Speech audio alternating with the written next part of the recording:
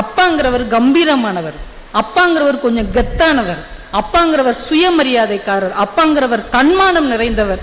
ஆனால் இது எல்லாத்தையும் ஒரு நாள் அவர் விட்டு இறங்குவார் என்றால் அது தன் பிள்ளைகளுக்காக அதையும் விட்டு இறங்க தயாராக இருப்பவர் தான் நம்முடைய அப்பா. அவருடைய உணர்வுகளை வெளிக்காட்டவே மாட்டார். அம்மாவுடைய ஆசைகள் நிறைய இருக்கும். நீங்க அம்மாட்ட போய் உட்காந்து கேளுங்களேன், அப்பாவுடைய ஆசை என்ன தெரியுமா? நீங்க அப்பா கிட்ட கேட்கவே வேண்டாம். எல்லா அப்பாக்களுக்கும் ஒரே ஒரு ஆசை தான். என்ன ஆசை தெரியுமா?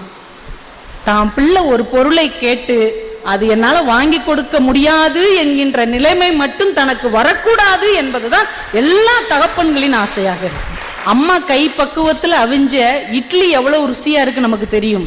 ஆனால் அந்த பக்குவத்துக்கு காரணமா இருக்கிற அங்கே வெந்து கொண்டிருக்கிற அப்பாவின் வேட்டி யார் கண்ணுக்கும் தெரியாது. அம்மா தோசை மாதிரி அம்மாவுடைய சுவையை, அம்மாவுடைய அன்பை நம்ம அனுபவிச்சுக்கிட்டே இருப்போம். ஆனா அந்த தோசையை தாங்கி கொண்டே அடுப்பில் எரிந்து கொண்டிருக்கிற தோசை கல் தான் நம்ம அப்பா என்பதை நம்மால் கடைசி வரைக்கும் உணர முடியாது.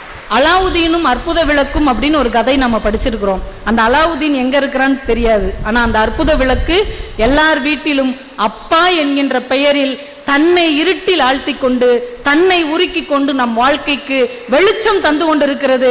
நம் அப்பா தான் அந்த அற்புத விளக்கு.